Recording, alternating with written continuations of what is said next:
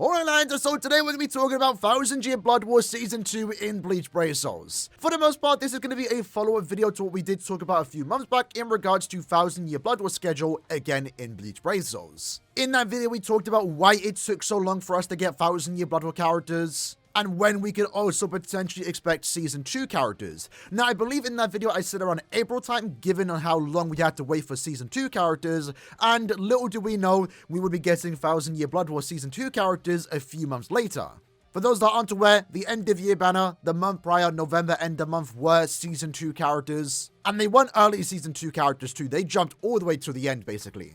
Now, to me, as someone that has been trying to understand the 1000 Year Blood War schedule, I was wondering, why are we getting Season 2 now? How is it possible considering that it took so long for us to get Season 1? And that's what we're here to talk about in today's video. So first up, let's quickly explain the difference between the current 1000 Year Blood War characters and the original 1000 Year Blood War characters. And by original, I mean the first 14 rounds. In this case, these characters were all based off the manga. Since the anime wasn't a thing, Caleb were adapting the characters from the manga and putting their own original spin on it. And this would include how the scene is directed, how the character would say said words, and sometimes even the colors. And it's stuff like that I kind of find interesting, especially when you compare how the current anime is adapting this original source material, the manga, compared to how Caleb adapted it. I think one of the better examples of this is how both Caleb and Perio adapted Bankai Unohana. More so with how she actually says the word Bankai. It just sounds so much better in the anime.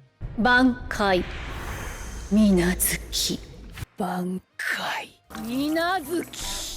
And of course, when we did get a remake of 1000 Year Blood War Unohana, since we're now using the anime as the source material, it's more closer to how the anime did it, makes the game feel more connected to the anime, and of course it also just looks significantly better, especially because years have passed, but I feel like Caleb been doing a really good job adapting how the anime did it, and reflecting that in-game. Like these Sobam animations from Season 1 of 1000 Year Blood War, easily some of the best Sobam animations in the entire game, and that's one of the benefits of us now getting characters based off the anime instead of basing it off the manga. However, it did come with one big negative, and that is the fact that we had to wait a very long time. For those that want to aware, 1000 Year Blood War Round 16 was our first 1000 Year Blood War anime released alongside Episode 1, and at this point in time we had the expectation that we would be getting 1000 Year Blood War characters on a regular basis, but then we had to wait upwards to 8-9 months before we started to get more 1000 Year Blood War anime characters. And in our original video, we explained exactly why that did happen. Essentially, Caleb have a 6-month plan ahead. This was informed to us by an ex-Caleb employee, and from the looks of it, Caleb still work on that similar schedule. Maybe it's pushed upwards to 4 months, we don't entirely know. But what we do know is that Caleb plan characters months in advance, and that's nothing unique to Caleb too. That's the industry norm. Games like this, you have to plan far ahead, otherwise you're going to be rushing and then the quality reflects that. But because of this 6-month schedule, if Caleb were now making these new 1000 Year Blood War anime characters based off the episodes, they would kinda have to wait until the episodes are officially done. Now, of course, you could argue that Caleb get episodes early, and that's definitely the case, but you need to keep in mind too is that these episodes are worked on right up until release. So even if they were to get it early, it probably wouldn't make that much of a difference on our schedule. It's not like Caleb could get these characters out months in advance. And we saw with Season 1, they almost didn't want to do that. They wanted to wait for the episodes to be done, or at least until they could get a good copy of it, and then they would make the new characters based on how the anime did it, and that's what we get with Season 1 of 1000 Year Blood War. These characters, special moves most importantly, almost one-to-one the anime, and they look absolutely amazing. And it's within that original video I said, when could we potentially expect Season 2 of 1000 Year Blood War? Judging by how long it took us to get Season 1 characters finally, I would have said around maybe April time, maybe at the earliest February, where we could start seeing Season 2 of 1000 Year Blood War in Bleach Brave Souls.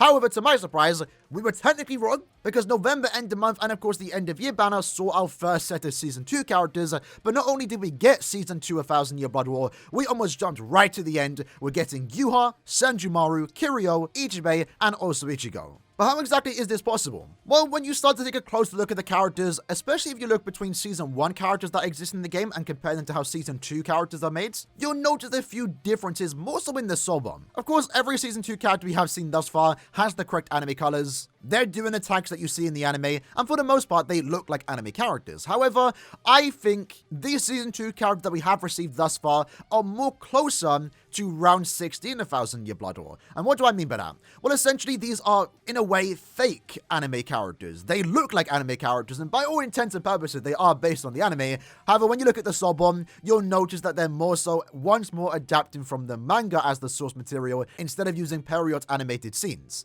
And that is exactly why these Season 2 characters have been able to come out significantly earlier. It's also the same reason why we were able to get Thousand Year Blood War round 16, characters supposedly based on Episode 1, before Episode 1 even came out. If you look at their Soboms, you'll see that they're more so referencing, I believe, chapter 482. Chad, Ichigo, and also Uryu are all doing their pose from this particular manga page. And you'll see there is almost very rarely any similarities between how the anime adapted it and how Caleb adapted it, because they were clearly using the manga chapters as the special moves, while just also using anime colors. And you can actually see it more closer now with Orihime, a character that came out a whole year later, and her Sobom is significantly more close to how the anime did it compared to Ichigo, Uryu, and Chad, who were done before the episode was even finished. And on your screen, it might have been on your screen already, you can see the Season 1 characters, their Soboms are almost exactly one-to-one, with maybe very few slight differences, if any, but then we start to have a look at Season 2 characters, and then you'll start to notice significantly more differences. Now, it's always possible Caleb took their own liberties to make the attack feel a tad bit more special. That was my opinion when it came to Senjumaru's Sobom. The scene itself when she does take out Nyanzo is not really that impressive for a Sobom, and I just felt like Caleb were doing their own thing to make it feel a bit more climactic, more fitting for a Sobom. But then you look at Ichibe's Sobom, which is a tad bit more similar,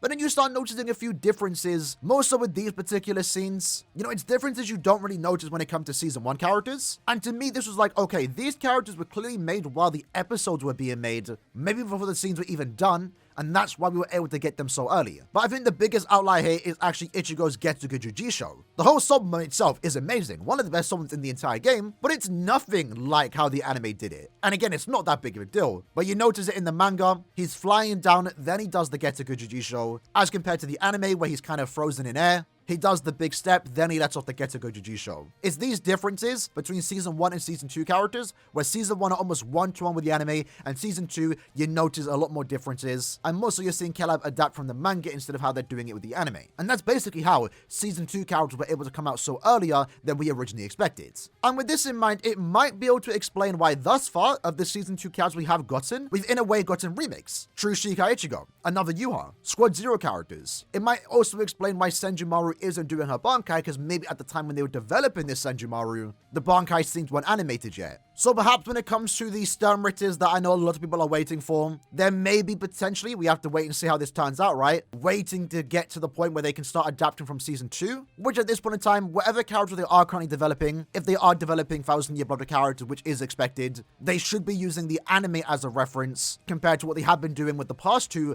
Thousand Year Blood War banners using the manga as references, more so when it comes to the Soboms. The attacks themselves are obviously correct colors. As already mentioned, by all intents and purposes, these are anime characters, right? It just more so comes to the Sobom, it's a tad bit different, and it's more so referencing the manga.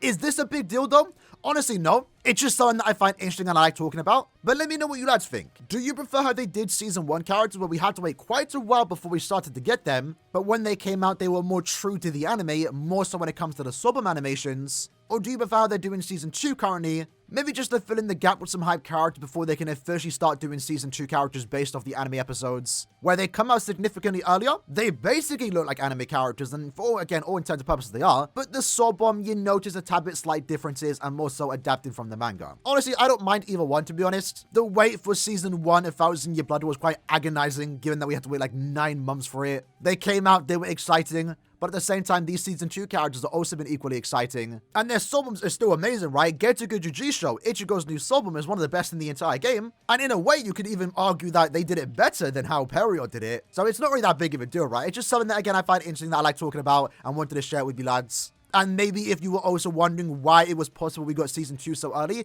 it's basically because they've been making the characters alongside the episodes, just like how they did Thousand Year Blood War round 16. Is every Season 2 character going to be like the current 2 rounds? Probably not. I'm still expecting any future Thousand Year Blood War banner based on Season 2, released after February, to be more one-to-one with the anime, at least when it comes to their Sobom animations. And it might actually be around this time where we start to get Stern Ritters based on some of the attacks that they do in the anime as well. So yeah, either way, little ramble on. Hope you guys enjoyed this little discussion. Again, let me know what you like to think about it. I'll see you guys in the console below. Take care, and peace.